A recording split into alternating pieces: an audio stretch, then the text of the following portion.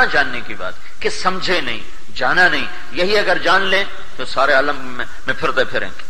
میں ابھی گیا ہوا تھا سندھ کے سفر میں، واپسی پر میں ملا معین اختر، وہ جو بڑا مشہور آدمی نہیں ہے اسٹیج اور ٹیلی ویژن وغیرہ کا، اس سے میری ملاقات ہوئی.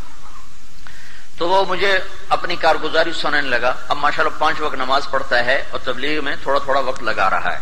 وہ مجھے اپنی کہانی خود سنانے لگا کہ میرے پاس تبلیغ والے آتے تھے تو میں ان کو نا قریب ہی نہیں لگنے دیتا تھا اور ان کو بھگا دیتا تھا. باہر سے ہی کہلوا دے، اندر سے کہلوا دیتا بھی کوئی نہیں، ریکارڈ پہ گئے، شوٹنگ پہ گئے، وہ تو میں اندر تھا. کہ ایک دفعہ ایسا ہوا کہ ادھر سے میری گاڑی آئی، ادھر سے ان کی گاڑی آئی، تو آمنا سامنا ہو گیا.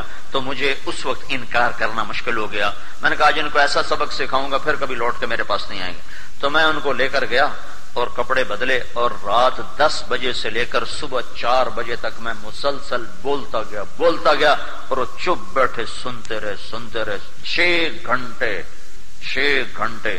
کتنا بڑا ظرف تھا ان سننے والوں کا، کتنا بڑا ظرف تھا. کہنے لگا میں نے سوچا اب یہ لوٹ کے میرے پاس کبھی نہیں آئے گا. میں نے اتنا ان کی ٹھگائی کر دینا، ہوں بندے دے پتر تو میرے کو نہیں آتے ہیں.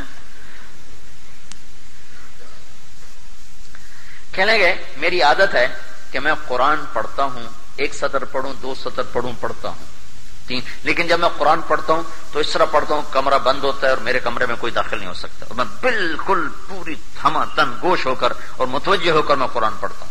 کہ اس بات کے چند دن گزرے تھے تو میں قرآن پڑھ رہا تھا تو یہ آیت میرے سامنے آئی، وَلْتَكُمْ مِنْكُمْ أُمَّةٌ يَدْعُونَ إِلَى الْخَيْرِ وَيَأْمُرُونَ بِالْمَعْرُوفِ وَيَنْهَوْنَ عَنِ الْمُنْكَرِ وَأُولَئِكَ هُمُ الْمُفْلِحُونَ. تم میں ایک جماعت ایسی ہونی چاہیے جو بھلائیوں کی دعوت دے، برائیوں سے روکے، اور یہی لوگ کامیاب ہیں. کہنے لگا جب میں نے یہ آیت پڑھی تو میری چیخ نکلی اور میں نے رونا شروع کیا، اور میں اتنا رویا کہ میں کانپ رہا تھا اور میری چیخیں نکل رہی تھی اور میری ہچکیاں بند گئیں، اور مجھے لگتا تھا کہ میں دیوار میں ٹکر ماروں کہ میں نے کیا کیا، میں نے ان لوگوں کے ساتھ یہ کیا کیا، یہ تو قرآن کہہ رہا ہے کہ یہ کام تمہارا ہے.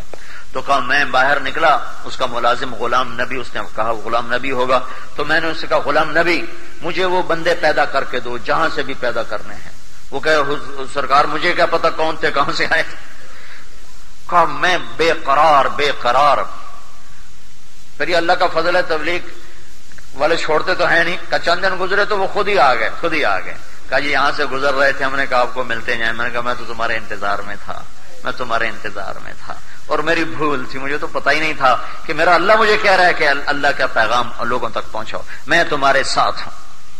بس اب مجھے صرف ایک بات سمجھا دیں اور میں پھر کھلے دل کے ساتھ ہوں. مجھے ایک کھٹک ہے جس کی وجہ سے میں وقت نہیں لگا تھا کہ ادھر میں سٹیج پہ کام کروں، ادھر میں تبلیغ کروں. کیا یہ منافقت نہیں؟ بس اس وجہ سے میں وقت پورا نہیں لگاتا ہوں. میں نے کہا نہیں یہ منافقت نہیں ہے، یہ ایمان کی کمزوری ہے، یہ منافقت نہیں ہے. اور گناہ کی وجہ سے نیکی کو چھوڑ دینا، اس کا نام تو حماقت ہے نہ کہ منافقت. میرا کالج کا دوست تھا، مر گیا، اللہ اس کی بخشش کرے. بڑی غلط زندگی تھی اس کی، بہت غلط. تو اللہ نے میرا اس کا ٹاکرا کروایا، اللہ نے اس کا چلہ لگوایا. بڑی مالدار فیملی تھی، اکلوتا تھا. تو اس کی ہر شے چھوٹ گئی، صرف ایک شراب رہ گئی تھی، وہ بھی روزانہ نہیں، جب کبھی ملتی تو پھر چھوڑتا نہیں تھا.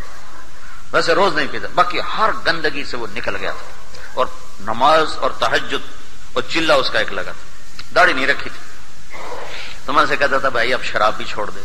کہتا سن 2000 میں 4 مہینے لگاؤں گا، داڑھی رکھوں گا، حج کروں گا، شراب بھی چھوڑ دوں گا. تو خیر وہ تو الگ کہانی ہے.